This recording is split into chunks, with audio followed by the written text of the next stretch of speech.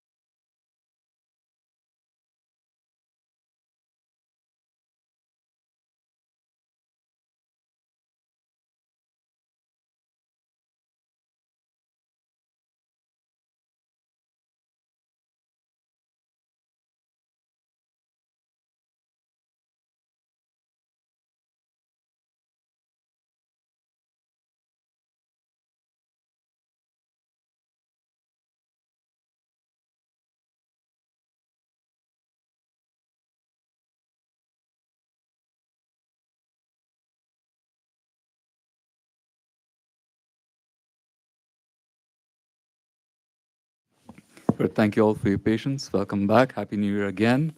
The board will reconvene to open session. We'll lead with the flag salute. Ms. Boak, will you kindly lead us with the flag salute? Stand. Ready? I pledge allegiance to the flag of the United States of America and to the republic for which it stands, one nation, under God, indivisible, with liberty and justice for all.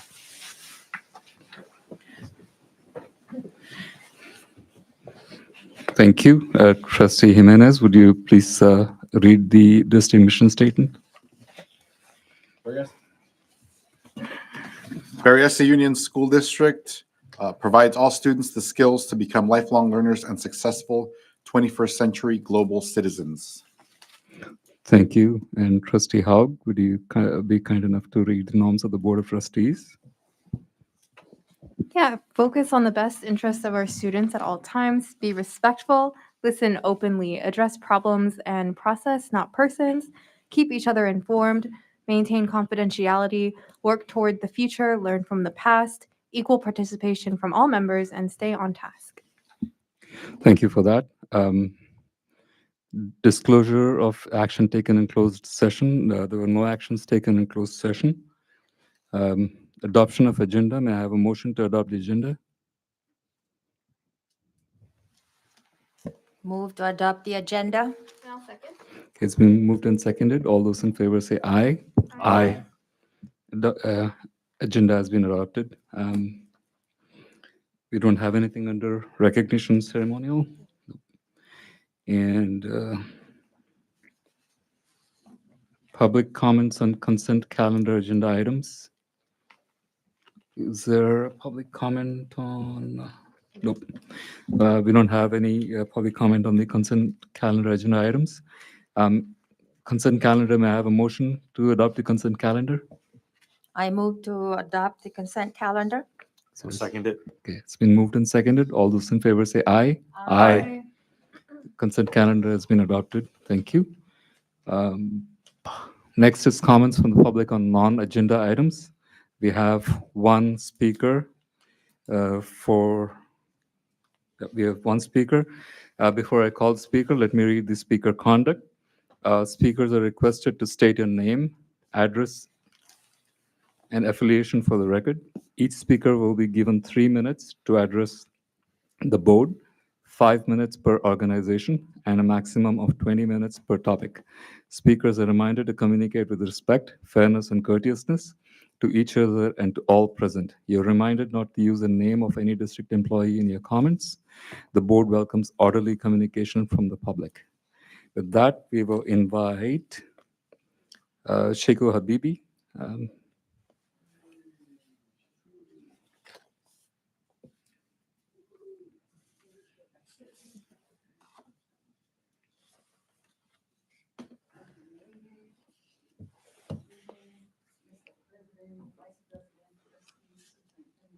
Mr. Habibi, give me a second. Can you please fix the mic?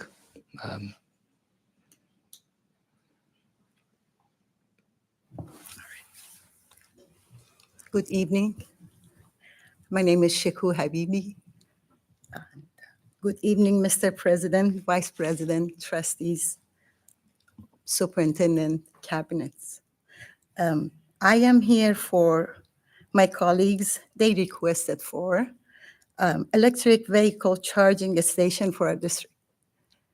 And I have been asked multiple times to bring this to your Berryessa Union School District attention, that it could be done in a parking lot, each school site, and it would benefit our colleagues and our employees, since the number of hybrid cars and electric car is being needed and is demanded.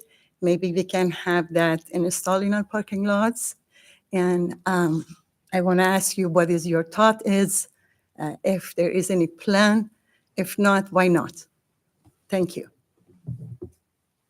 Thank you for those comments, Ms. Habibi.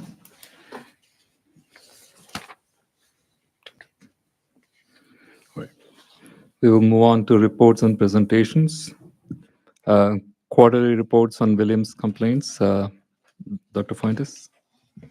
Thank you. At this time, I ask Dr. McCurry to please share our report for October 1 through December 31, 2023. No complaints were filed with any school in the district during that quarter indicated from October 1st to December 31st, 2023. That's always good news. Thank you for that. Item B, California Data Dashboard Report. Dr. Fuentes. Thank you. I'd like to invite Dr. McCurry to please present our updated information on our California data dashboard. All of the data was updated statewide and publicly released. So we'd like to share the progress that our students in our district have made.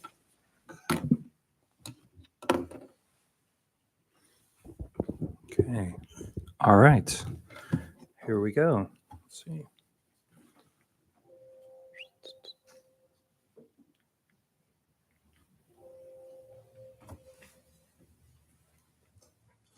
Maybe.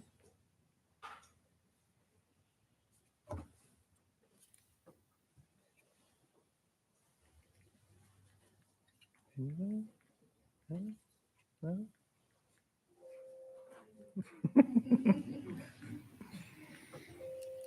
Is it on? It's on.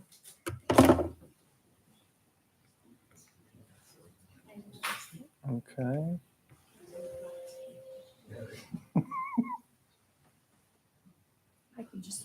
All right. Sounds good. Thanks, Kim.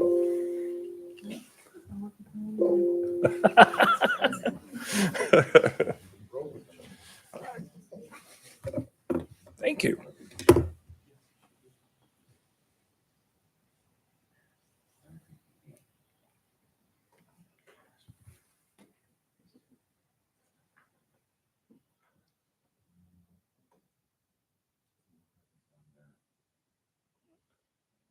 Okay. All right.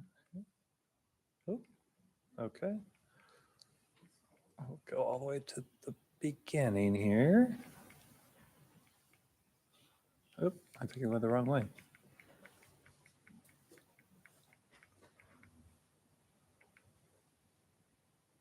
All right, here we go.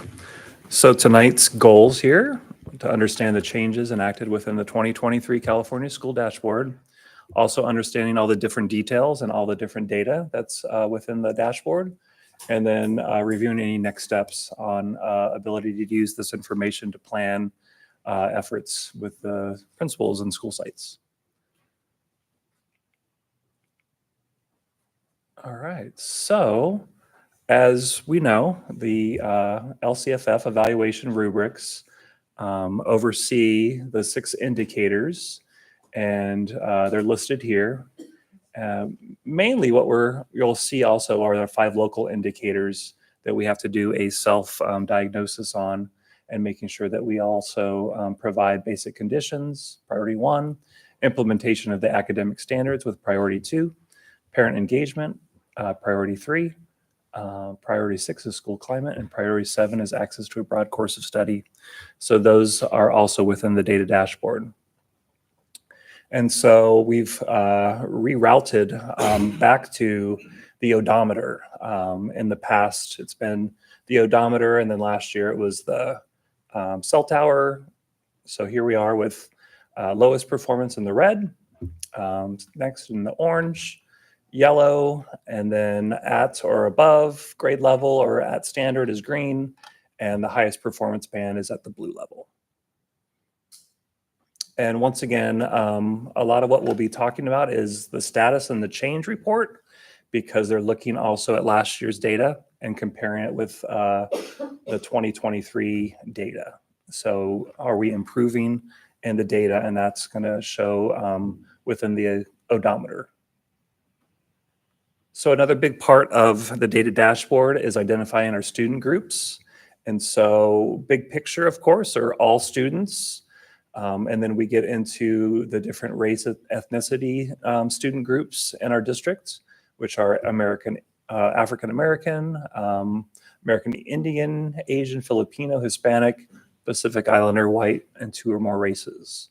We also have special programs that are identified within the student group information, and those are our English learners, our students with disabilities, our students who qualify for free and reduced lunch, who are our socioeconomically disadvantaged students, homeless students, and foster youth.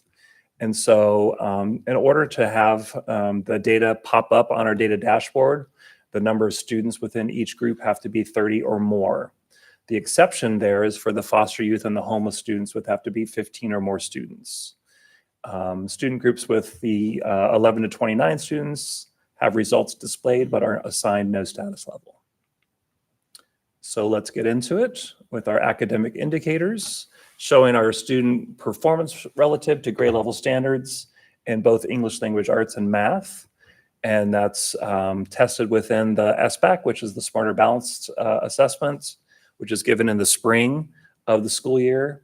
3rd through 8th grade students take that test, and students who qualify for special needs take the California Alternative Assessments, and those students are usually moderate and severe students who take that test, and that's an individual one-on-one test.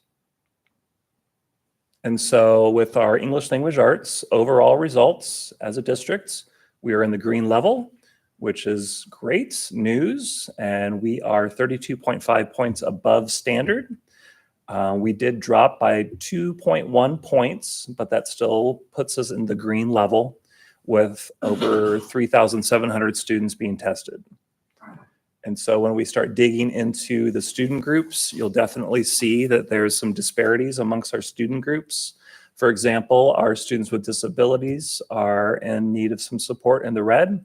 And you'll see our students who are identified as Hispanic and socioeconomically disadvantaged are in the orange, our African-American students in the yellow, and then English learners, Filipino white in the green, and Asian and 2 or more races in the blue.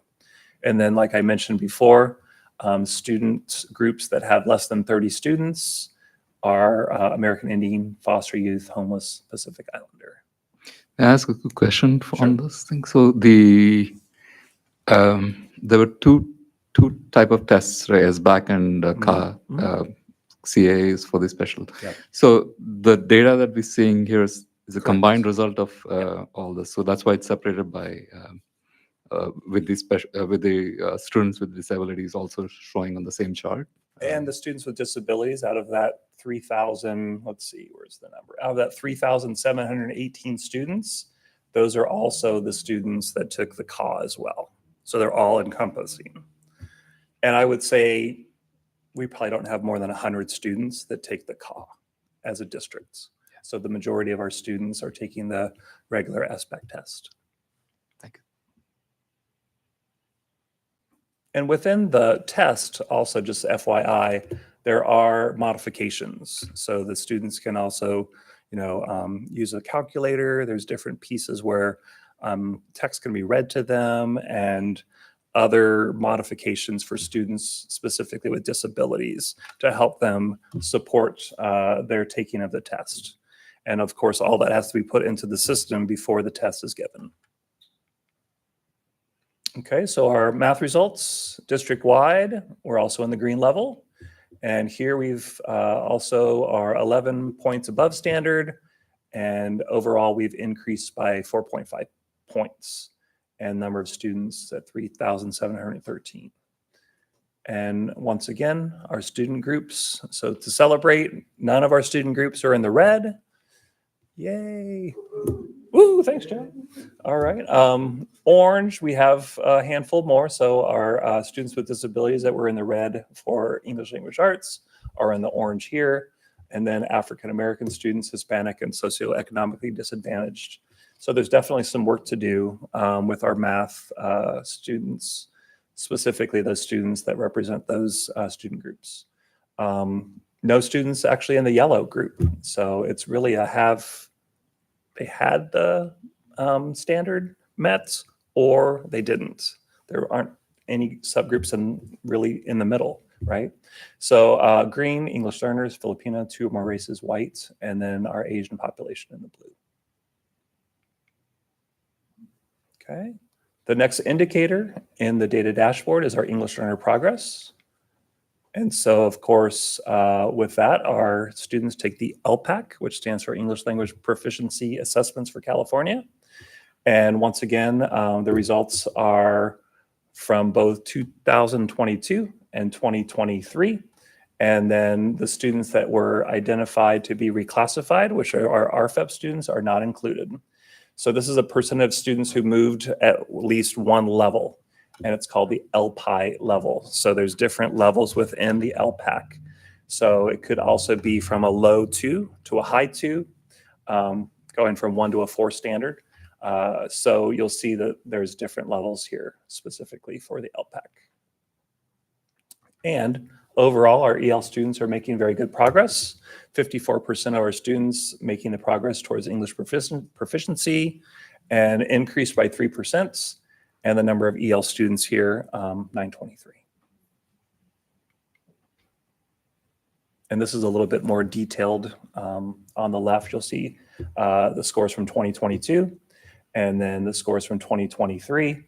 And then you'll see the levels increasing. Actually, we did have a handful of students, a percentage that decreased one level. So that is a little problematic, making sure that we support those. Students maintain the level is that turquoise color. And then that blue level there are students who maintained at the level 4, which is the highest level. And those students hopefully are getting reclassified soon. And then you have the students at the purple who've progressed at least one level. And that's what we're really aiming for, is increasing that one level. That's our hope from year to year.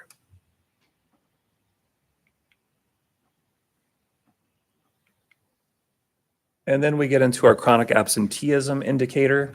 And this is where our students, if they're absent 10% or more of the instructional days, that they're tagged as chronically absent. So out of 180 days, that's 18 days. And for the most part, it doesn't matter if they're excused absences or unexcused absences or out of school suspensions.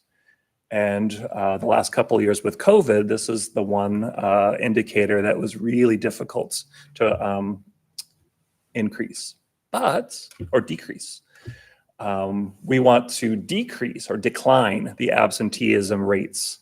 And so we did decline as a district overall by 3.5%, which is great. But we still have 16% of our students who are chronically absent, which means they've missed that 18 days of school, which is significant. But once again, with COVID and everything that was going on, we're happy to making a dent of progress in this category. And then once again, you'll see our student groups represented here. Once again, no student groups in the red. Yay!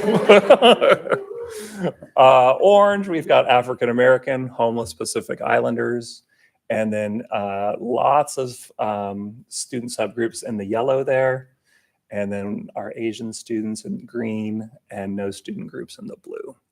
So once again, this has been a very focused attention. One of the things that we just heard from the county office, because we don't have any student groups in the red, and we only had the one indicator for our students with disabilities and ELA in the red.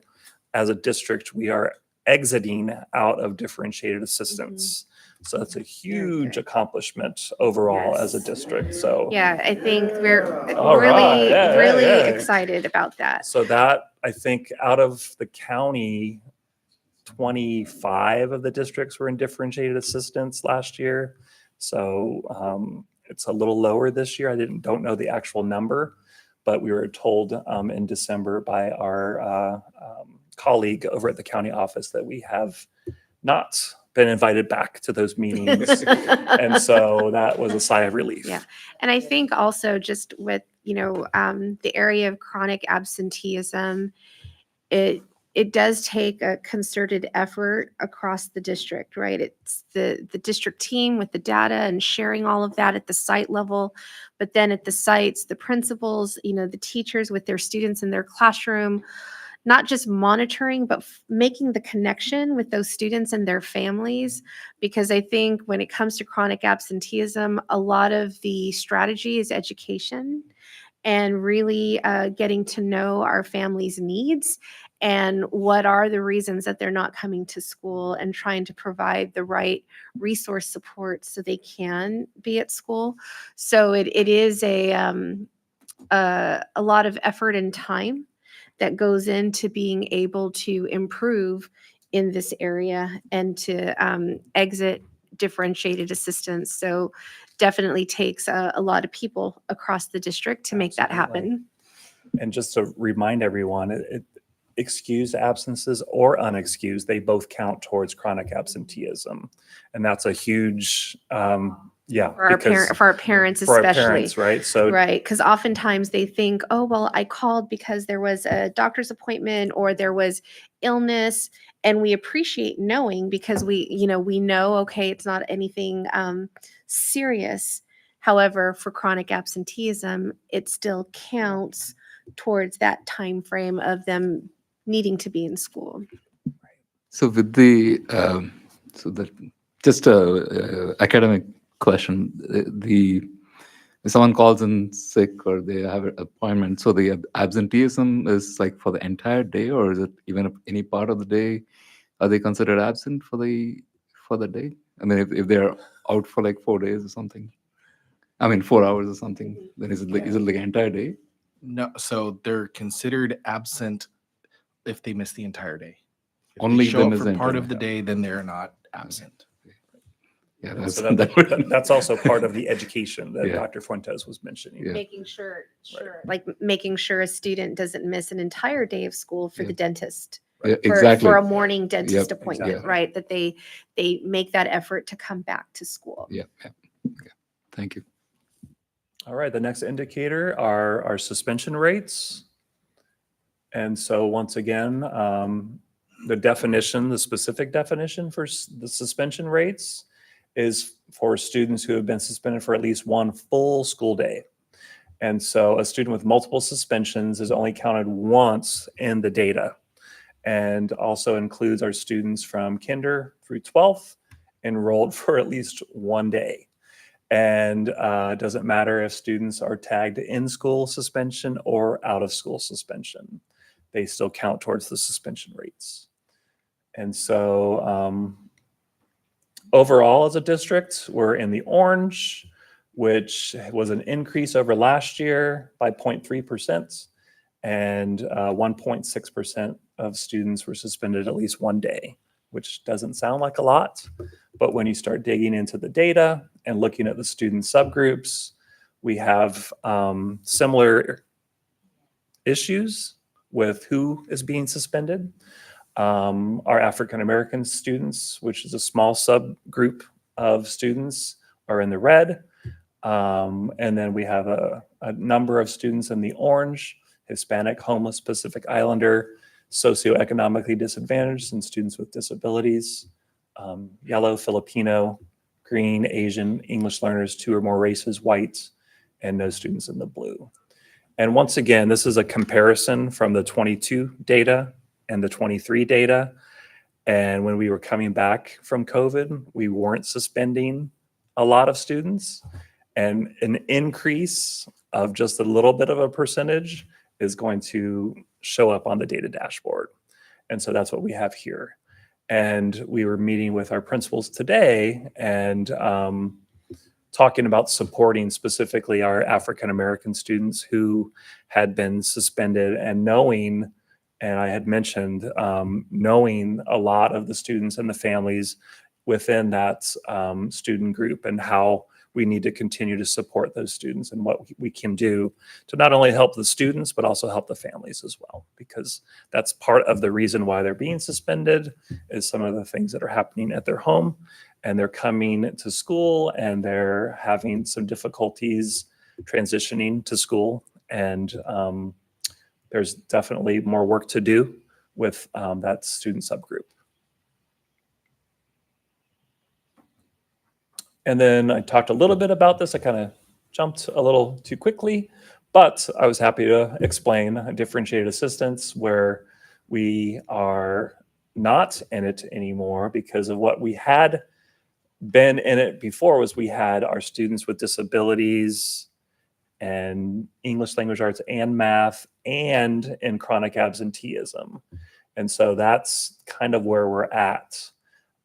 Schools can be in CSI, not the middle one, but the one on the end, if they have students in those two subgroups too. So for example, if you have students who perform at a school level that are performing in the red category in English language arts, math, and suspensions or chronic absenteeism, they would be identified for CSI. I'm sorry, not CSI, but additional targeted support, which is an improvement, which is ATSI.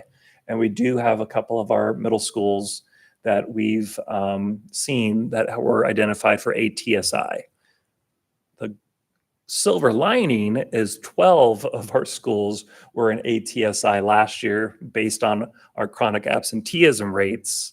This year, we're going from 12 of our schools to, I think it's 3 of our schools. So even it's an increase or a decrease, we'll take it. But there's definitely still work to do within, really digging into some of those data points to see how we can continue to support students at those school sites. And so here was a combination of what we just talked about with a very low on both ELA and math, and that was last year with students with disabilities, and the very high on chronic absenteeism rates. And that's it. Any questions?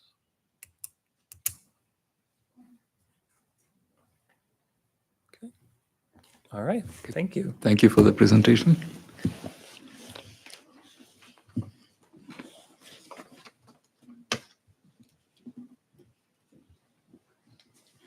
All right. Next item is Superintendent's report. Dr. Fuentes. Thank you. First, I'd just like to wish everyone a happy new year and welcome back. Hope everyone had a restful break and ready to go for the second half as we look at closing out this school year, moving towards June. Also, just wanted to share, we've made some good progress in our facilities development over the holidays. So the good news is that our Piedmont gym is very, very close to being officially open, and we're looking at that possibly being as early as next week. So looking forward to celebrating that new space for our students, knowing what a significant impact that will have on the Piedmont community, being able to compete at their own facility, at their own school site, for the different sports seasons and for their music performances, etc. So looking forward to that. Also, just wanted to share, we're still unpacking the governor's budget that was released today. So I know there have been a lot of statements across the news being made in terms of the potential reductions. I think the most significant impact that we see for Berryessa is the COLA being less than 1%. It's projected at 0.76%. So that is a significant loss of revenue for our school district. We did a quick calculation of that today, and that's an impact of $2.1 million. So we already know from the work we've been doing with our budget stabilization committee for the past year and a half, we were working towards meeting our $6 million reduction. Now we have an additional $2 million that needs to be added to that. And so we know that this is just an initial proposal from the governor. There's going to be a lot of work, a lot of negotiation happening through the legislature from now to May. But either way, we still need to take that into consideration, because when we did our first interim review of our budget in December, it was based on the previous projected COLA, which was over 3%. And now that's reduced down to 0.76, which will be reflected in our second interim budget that's presented to you in March. So a lot of challenges.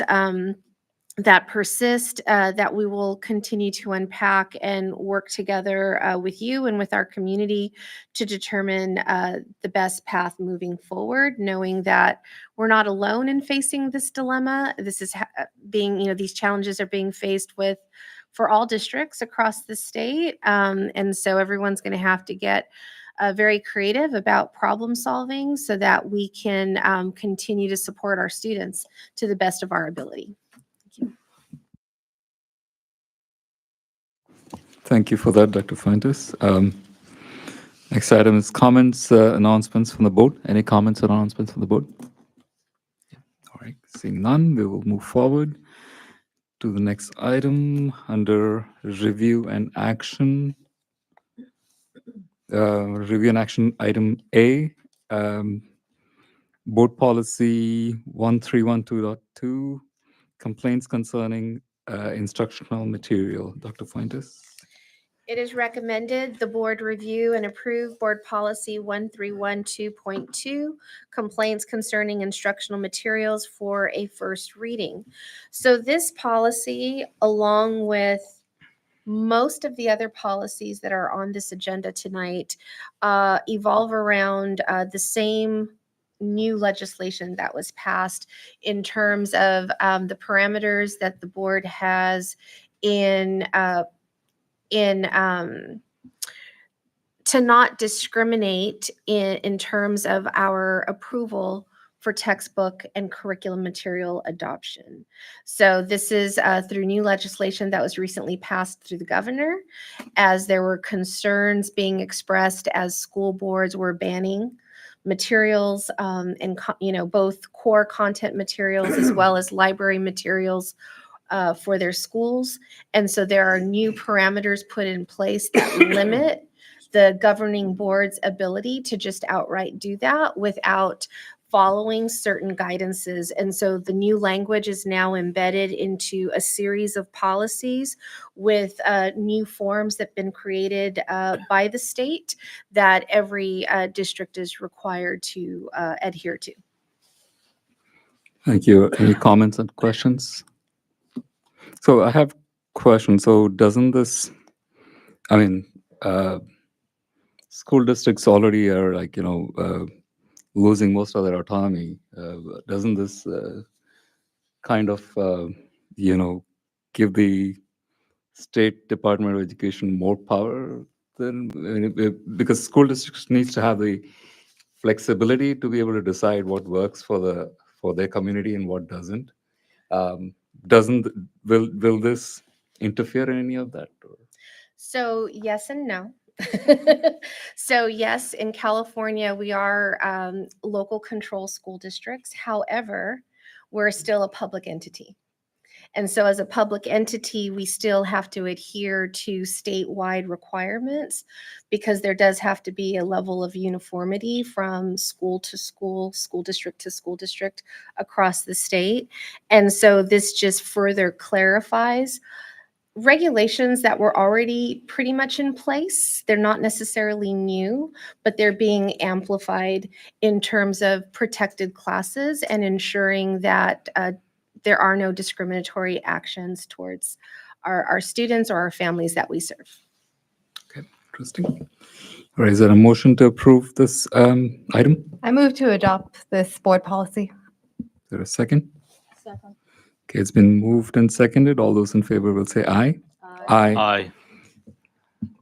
The board policy is adopted. Item 2, Board Exhibit E1 1312.2, complaints concerning instruction materials. And again, it is recommended the board review and approve this exhibit, E1 1312.2. It goes along with the previous policy, and this one is the actual form that a community member, parent, employee could submit in concern that any materials are being discriminated, that there's any sense of discrimination towards either banning or not adopting certain materials. Thank you. There are no questions. Can I have a motion for this item? I move for approval. Is there a second? Second? Yeah, it's been moved and seconded. All those in favor will say aye. Aye. Motion carries. Thank you. Item number 3 is Board Policy 1312.3, Uniform Complaint Procedures. It is recommended the board review and approve Board Policy 1312.3, Uniform Complaint Procedures for a first reading. So what this does is it takes these parameters and it embeds them into our uniform complaint procedure. Any questions? If no questions, may I have a motion? Move for approval. Okay, it's been moved and seconded. All those in favor will say aye. Aye. And motion carries. Thank you. Item number 4 is Board Exhibit E1, 1312.4, Williams Uniform Complaint Procedures. And again, for both this item and the next upcoming item, it embeds the same language into our Williams Uniform Complaint Procedure, which oversees instructional materials and facilities for our schools. So it is recommended the board review and approve Board Exhibit E1, 1312.4. We can do a combined motion if needed. If it's the same thing. You can. Yeah. May I have if there are no questions or objections, may I have a combined motion for item 4 and 5? I move for approval. Okay, it's been moved and seconded. All those in favor will say aye. Aye. Items 4 and 5 have been approved. Thank you. Next up, business services, public hearing disclosure of collective bargaining agreement between California Teachers Association, Berryessa, CTAP, and Berryessa Union School District. Dr. Fuentes? It is recommended that the board first conduct a public hearing on the disclosure of the California Teachers Association Berryessa collective bargaining agreement, and then second, accept the attached certified disclosure of the California Teachers Association Berryessa CTAB collective bargaining agreement. Thank you. We'll open it for public hearing, and we have one speaker. Before we go to that, let me read the speaker conduct one more time. Speakers are requested to state a name, address, and affiliation for the record. Each speaker will be given 3 minutes to address the board, 5 minutes per organization, and a maximum of 20 minutes per topic. Speakers are reminded to communicate with respect, fairness, and courteousness to each other and to all present. You're reminded not to use the name of any district employee in your comments.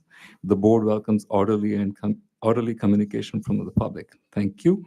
With that, I'll invite Mr. Joe Herman to the podium.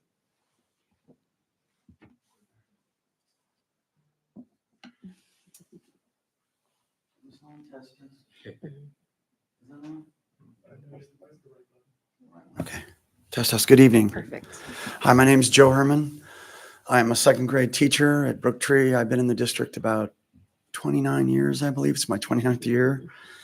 And I just wanted to say Happy New Year. Welcome. Hope everybody had a great holiday with your family and friends, including everybody out there. So welcome. I'm here tonight to speak regarding the contract that we just settled. CTAB is very glad to settle. Get back to business. Our teachers and our educators can get back to the business of totally focusing on delivering the services to students. One of the things we're concerned about is that it took us about a year to settle the 23-24 contract. And in delivering services to students, when our members, our educators are out of the classroom, when they're doing actions, they're, very stressed about, getting a raise, getting the medical benefits, working conditions, and not being able to settle in a timely manner. And then moving into the next year, it's very difficult to deliver those services and to have happy and healthy teachers. So hopefully for the future, we can settle in a more timely manner. That's always something that our members would appreciate, as well as our community, to create that labor peace. So for that, we're thankful. The 6.5% raise helps our CTAB members, and it sounds like the rest of the district greatly. It helps BUSD to continue to recruit and retain the best educators. The raise helps to lift Berryessa in many ways so that the district is not in the bottom third comparable to the other 30 or so districts in the county. So we're raising Berryessa, and that again helps to recruit and retain and continue to recruit and retain the best.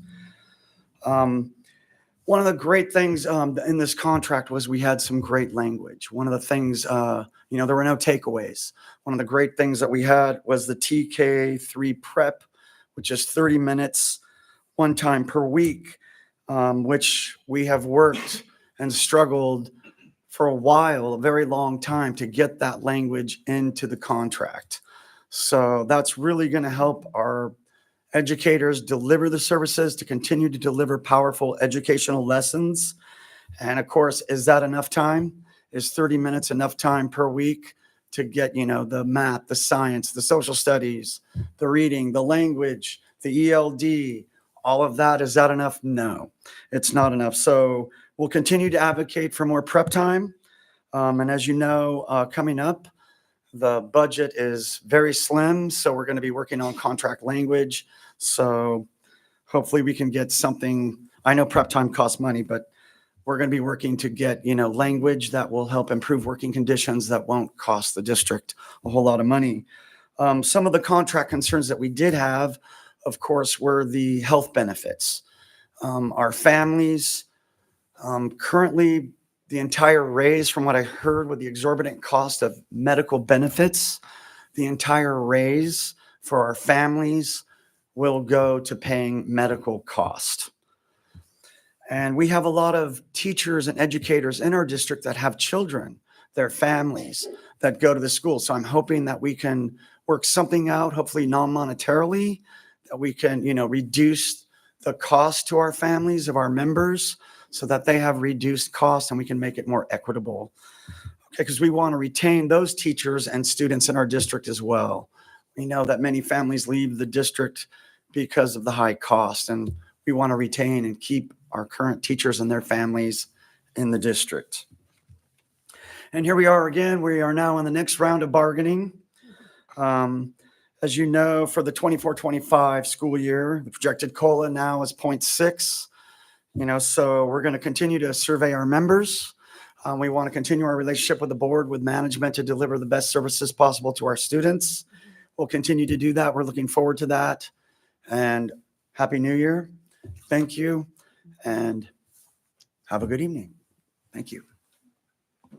Thank you for those comments, Mr. Herman. Seeing no other comments, we'll now close the public hearing. And I'll need a motion to accept the certified disclosure of the CTAP collective bargaining agreement. Do I have a motion? I move for acceptance. Is there a second? Okay. It's been moved and seconded. All those in favor say aye. Aye. Aye. Motion carries. Thank you very much. Next item is hearing feedback. Resolution 23-05, authorizing the issuance of Berryessa Union School District 2024 GO refunding bonds. Dr. Fuentes. Thank you. It is recommended the board adopt Resolution 2305, authorizing the issuance of Berryessa Union School District in Santa Clara County 2024 general obligation refunding bonds. We do have a brief presentation for you this evening. Mr. Franklin, if you can please introduce our guest. Of course. So we have Chris Hyatt from Kegent LLC. They're our financial advisor, and she's going to do a brief presentation about this item. Thank you. Good evening. Thank you for having me back tonight. It's my first time in the new building. This is a great facility. Happy to be here. And Happy New Year. So tonight I will be talking about a potential bond refinancing opportunity. So we can dive right in. If I can figure out how to click this. Oh, it's doing the same thing that it did for you. Uh-oh. Okay. Might have to wait a minute here. Oh. The down button. Makes sense. Okay. So to start, under current interest rates, we are estimating that there is a possibility to produce taxpayer savings by refinancing one of your series of old bonds from the election of 2014, which was Measure L, Series A, which was issued in 2015. We're estimating right now about $750,000 in savings after all costs, which would be savings for your taxpayers in the form of lower property tax bills. All of the costs associated are already built into these numbers and are contingent on the actual issuance of the refinancing, except for the credit rating from Moody's. So at least right now, savings are still looking good, so we will proceed until there's a reason not to. The term of the bonds would not be extended, so we'd keep the same term as the original issuance. And lastly, generally, it is considered to be a good thing to refinance debt, and we usually advise districts to put out a press release if they end up moving forward with a bond refinancing, and we can help put that together. So what does it actually look like? First, I wanted to show you a snapshot of interest rates. The chart on the left shows interest rates going back over the last 60 years. So from a historical perspective, rates are still pretty low. You may remember that rates definitely spiked up after COVID in 21 and 22. But as you can see from the chart on the right-hand side, we've seen some pretty dramatic decreases over the last 6 months. The January dates weren't on here yet when this presentation was prepared, but rates have come up just a little bit to start the new year. The Fed has signaled that they will that they will start cutting rates in 2024. So hopefully we'll start seeing that happen. But even under current rates, we're already seeing significant savings for your taxpayers. So here's the summary of the potential refinancing. So this is a snapshot as of January 2nd, and we're seeing a total savings of about $750,000 over the course of the term going out to 2031. The most important number here is highlighted in yellow, which is your present value savings percentage, 8.3%. Districts generally consider moving forward with the refinancing when that number is over 3%. So you're well over that threshold here. On the right-hand side, a few more details. The interest rate on the prior bonds was 5%. We're right now looking at about 3.21%. So that's what's generating the savings there. The call date on the bonds is August 1st of 2024. And you can see that we are able to reinvest the escrow to generate a little extra savings. That's giving us an extra $55,000 in total. So the numbers look very, very good at this point. These are extremely sensitive to interest rate movements. As I said, those numbers were as of January 2nd, still around there right now, but every day the savings will fluctuate depending on where the market is. So every increase in interest rates in the overall market of 0.1% decreases the savings on the refinancing, and every decrease increases the savings by about $50,000. So we'll continue to monitor the savings, but at least right now we're at that 8% mark, so a very, very healthy refinancing. So if the district were to consider moving forward, this is the potential next steps and timeline. So before you tonight is a resolution that would allow the district to move forward with the refinancing. It also includes the approval of some form documents. The preliminary official statement is the document that would go to investors who are interested in purchasing the refinancing. There should be an escrow document in there and along with a purchase contract. Those are all form documents. There's some blanks in there because obviously the bonds have not been sold yet. So things like interest rates aren't filled in. So don't be surprised by the blanks.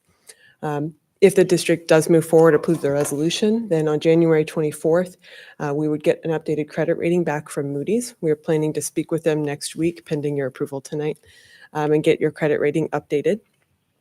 And then we would plan to sell the refinancing February 1st and close on May 3rd. Having that extended closing period from February to May allows us to use tax-exempt bonds. If we closed any earlier than May 3rd, we would have to use taxable bonds, which come at a higher cost. So definitely want to wait until May to actually close the refinancing. Are there any questions on this? Any questions on the board? So the interest rate that you mentioned 3.25. Right? Yes. So do we, like, if we don't lock it today, is there a risk that it'll go up tomorrow? No, nothing. Yes, that's right. So every day it will fluctuate. By how much? I'm thinking, is it like, will it go up like 1% or something? Or is like point? Yeah, so we obviously wouldn't move forward if rates go up enough that the savings diminish. Okay. So we would work with your district staff to determine what that level would be, but we will certainly have updated numbers as we get closer to the bond sale to say, okay, we're I at this see. level. Is I this got it. a comfortable level of savings for the district? Okay. But we would definitely not move forward if there's not sufficient savings. Right. It's not worth the So it effort. looks like at this point, anything would be good savings because we are at 8 right You're at now, 8, right? So this is a very healthy refinancing right now. Yeah. And there was also, we also built in a little bit of cushion in these numbers. So even see. with the rates increases we've seen over the last week or so, we're still at around this level. Okay. My worry was from now till February 1st, where you propose to lock the interest rate. If there's like a That's right. big variation, then we don't want to Exactly. lose yeah. that extra money. And if there was an increase, we can always pause and, Okay. sell March 1 or April 1. I But got the approval of the resolution gives us the authority to move forward when the time is right. Thank you. Mhm. All right. Thank you for the presentation. So this is a resolution. Dr. Fuentes, do I read the resolution or? No, you just simply need a roll call vote. Okay. All right. I'll entertain a motion to approve the resolution. Adopt the I resolution. move for adoption. Second. It's been moved and seconded. Ms. Gomez, a roll call vote, please. Aye. Aye. Aye. Aye. Aye. Thank you. The resolution 2305 has been adopted unanimously. Thank you very much. Next item is the acceptance of the 2022-23 annual financial audit. Dr. Fuentes. It is recommended the board accept the 2022-2023 annual financial audit report.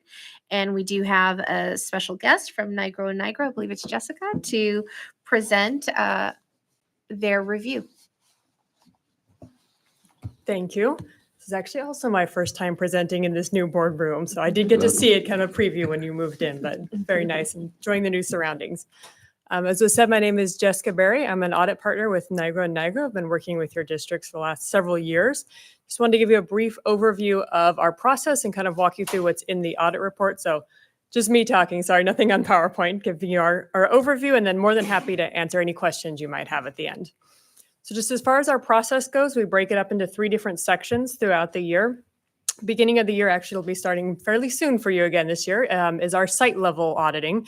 We're out at the individual school sites and we're looking at attendance taking procedures and then also looking at ASB activity. A lot of your funding is driven by your average daily attendance, so we want to make sure there's proper controls and procedures over how attendance is being recorded at the sites. And then again, your middle schools where there's more ASB activity, we also look at the procedures there, money coming in, money coming out, making sure it's properly authorized, that there's the checks and balances again at those. Move a little bit forward into the usually later spring or early summer. We'll come out for what we call our interim visit.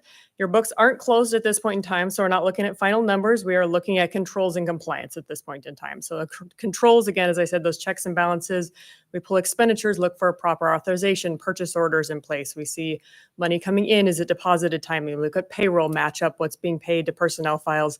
These are all on a sample basis. Obviously, we can't look at every single transaction, but we pull kind of a cross section of transactions throughout the year and in different funds and just look for those procedures in place.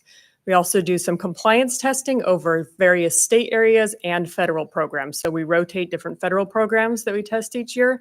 And then we also look at state compliance. This is kind of a hodgepodge, I say. There's certain compliance areas we're required to look at. This can be anything from adopting your LCAP in a timely manner to certain categorical monies being reserved only for particular types of expenses. So really a lot of different things that we look at as prescribed by state. Fast forward again, we're coming back in the fall. Now your books are closed. So at this point in time, we're finishing up some compliance testing, but mostly looking at financial. We're working through your unaudited actuals and we're tying out the numbers that are presenting there to different support and to backup items that we receive to say, are your financials as they're presented to us presented fairly, and really just working through those financial numbers. So those are our 3 main sections. All of that leads to a lovely audit report that you receive each year. I'm sure very exciting reading for everyone, but I'll just kind of walk you through the main sections of that. It starts off with a letter. This is our opinion letter, and this was a clean opinion. It's what you want. It's saying that we agree that the financials as they're presented here are presented fairly in all material aspects. So that's that opening letter. Right after the letter is what's called management's discussion and analysis.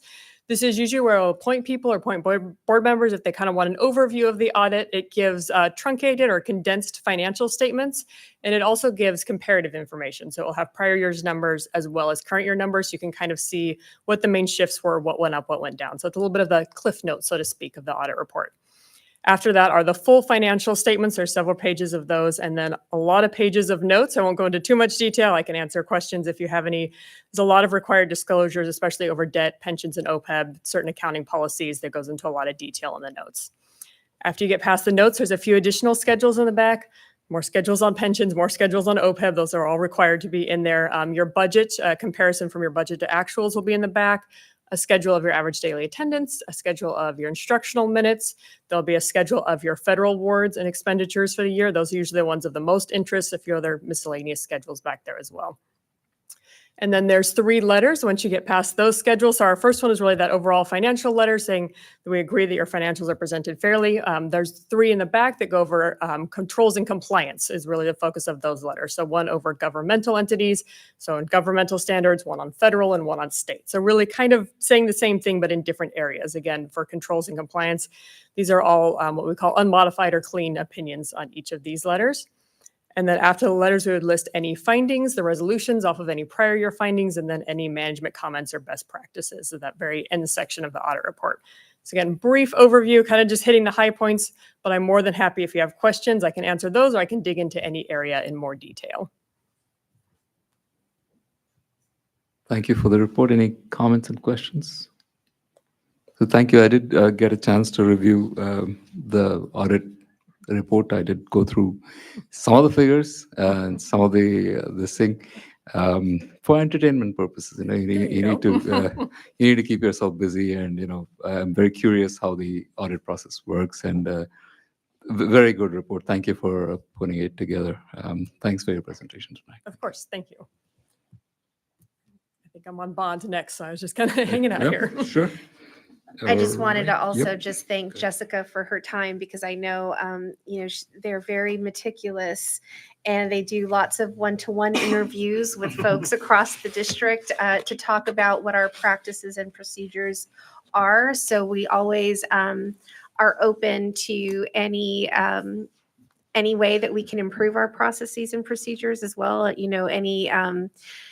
know we've been working on those ASB practices for quite some time. So it was nice to see no findings in that area, but we know we can always get better as well. So any best practices out there that you'd advise, we're always open to that too. Of course. Definitely. All right. So with that, we'll go to the next item. Oh, wait. Sorry. Not so fast. Please hang on while we take a vote on the acceptance of the 2022-23 annual financial audit. Is there a motion? I move to accept. Second? Okay, it's been moved and seconded. All those in favor say aye. Aye. The annual financial audit for 2022-23 has been accepted. Next item is acceptance of the 2022-23 bond measure L and U annual independent financial and performance audit. Dr. Fuentes.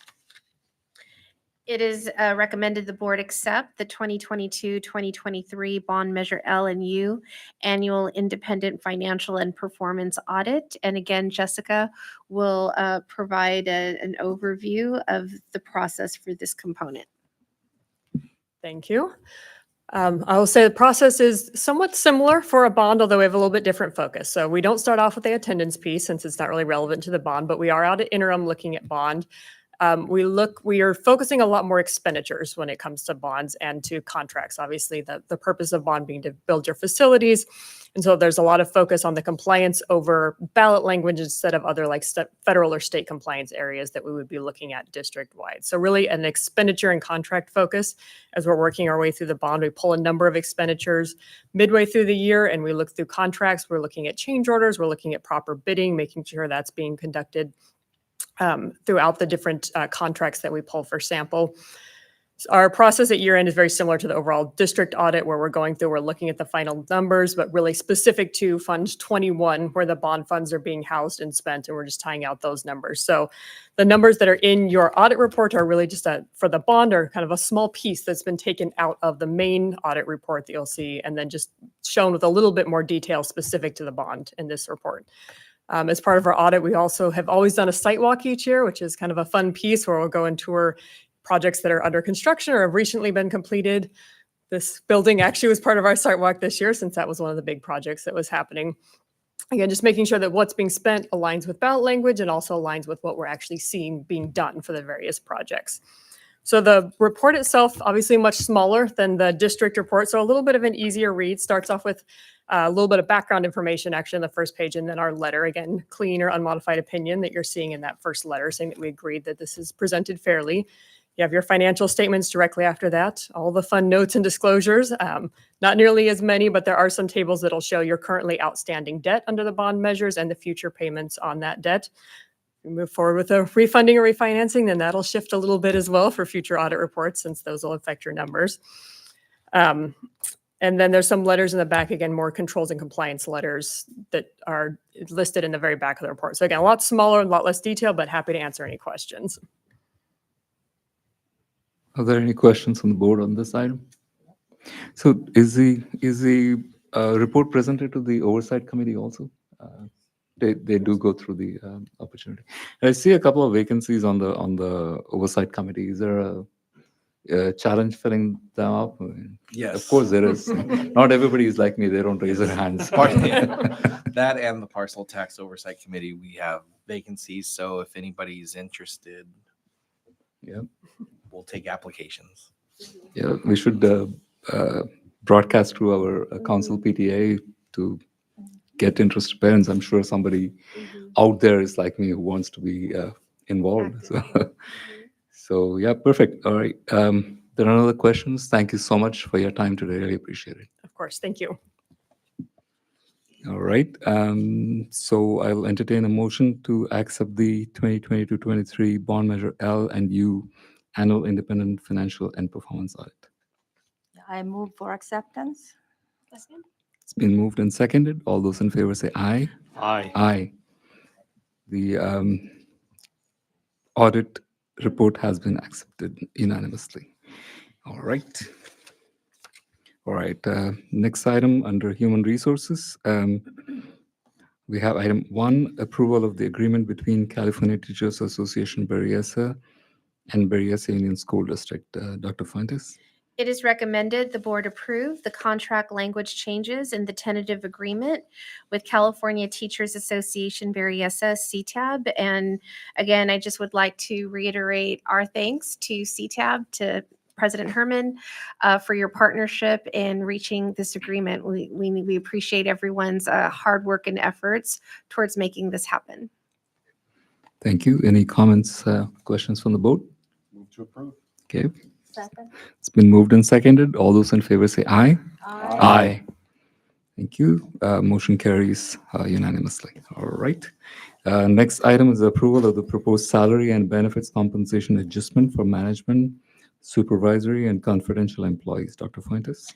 It is recommended the board approve the proposed salary, which is also 6.5% as our other employees, and benefits compensation adjustment for management, supervisory, and confidential employees.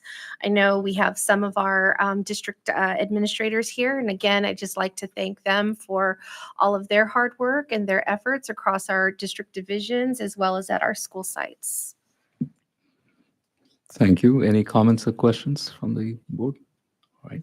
I'll entertain a motion. Move to approve. Second. Okay, it's been moved and seconded. All those in favor will say aye. Aye. Motion passes unanimously. Thank you so much. Next item is the adoption of amended agreement for services as Assistant Superintendent of Education Services, including contract extension and compensation increase. Dr. Fuentes. It is recommended the board approve the amended agreement for services as Assistant Superintendent of Educational Services, including contract extension and compensation increase per our legal requirements this term. This contract has been extended for a term of 3 years, commencing on July 1, 2024, and ending on June 30th, 2027.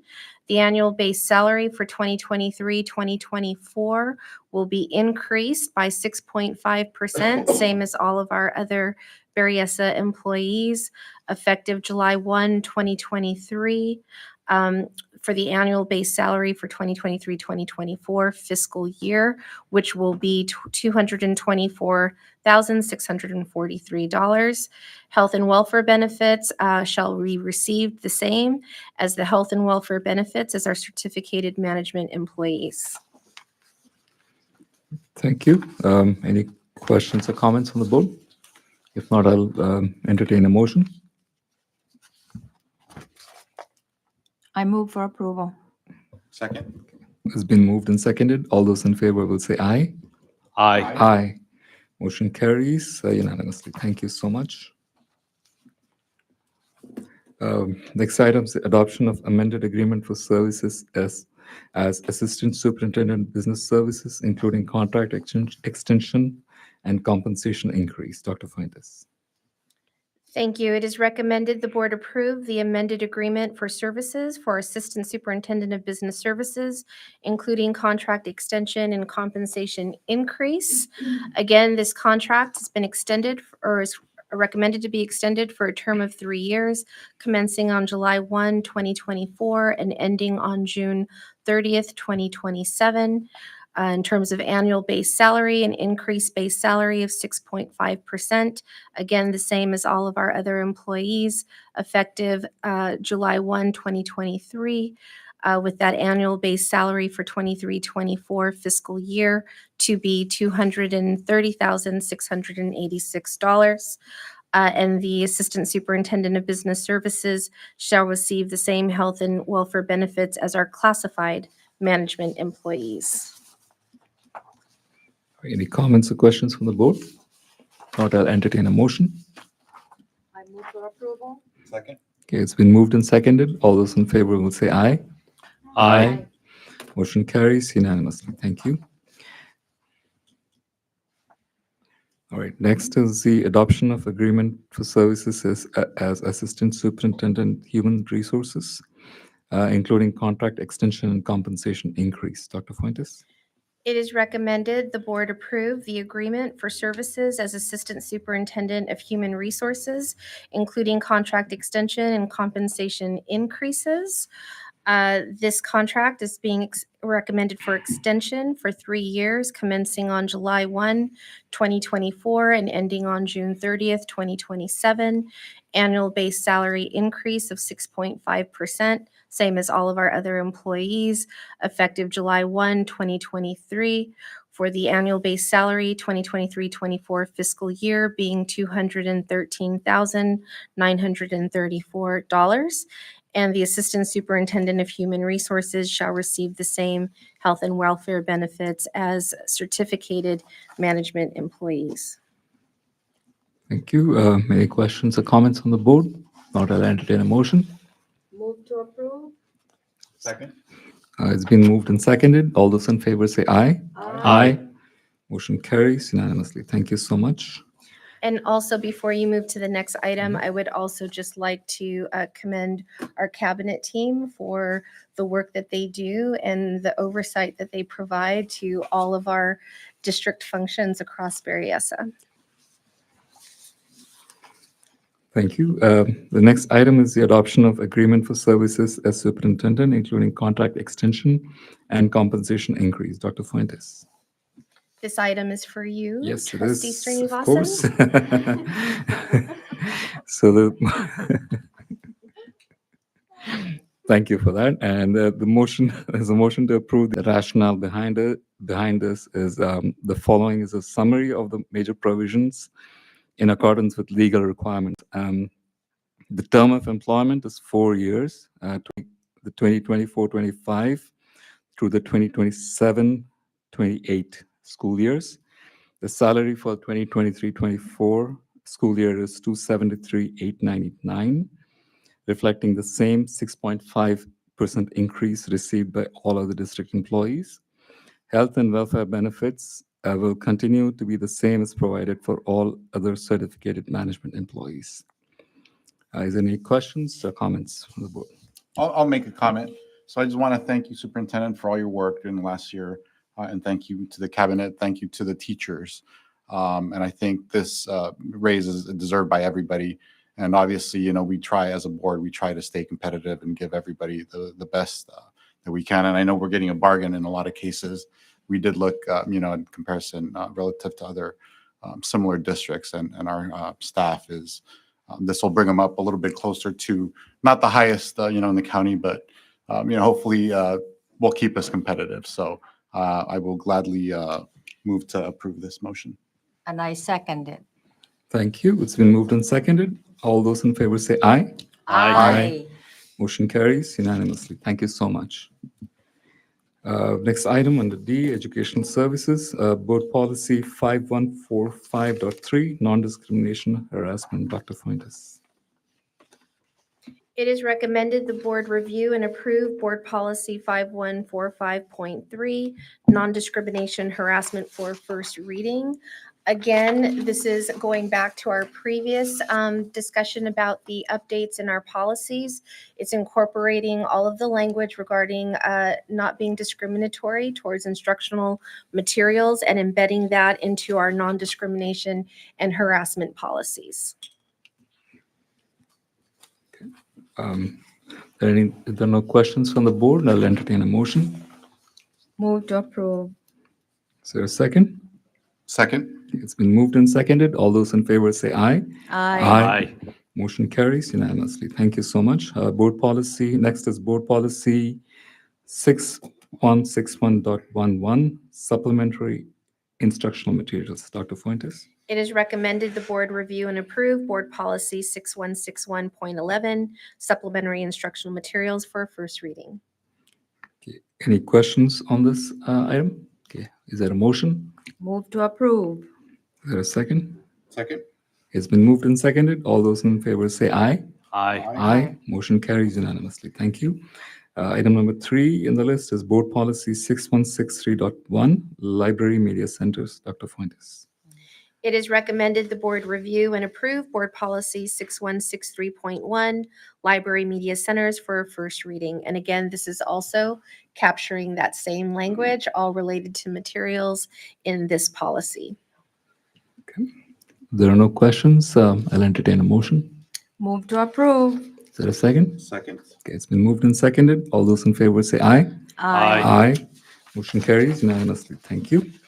Item 16, requests for staff follow-up. Is there any requests for staff follow-up? Okay. Any items for future agendas? If not, I'll entertain a motion for adjournment. Move to adjourn. Okay, it's been moved and seconded. All those in favor say aye. Aye. Meeting adjourned at 8:40 p.m. Thank you so much for being here.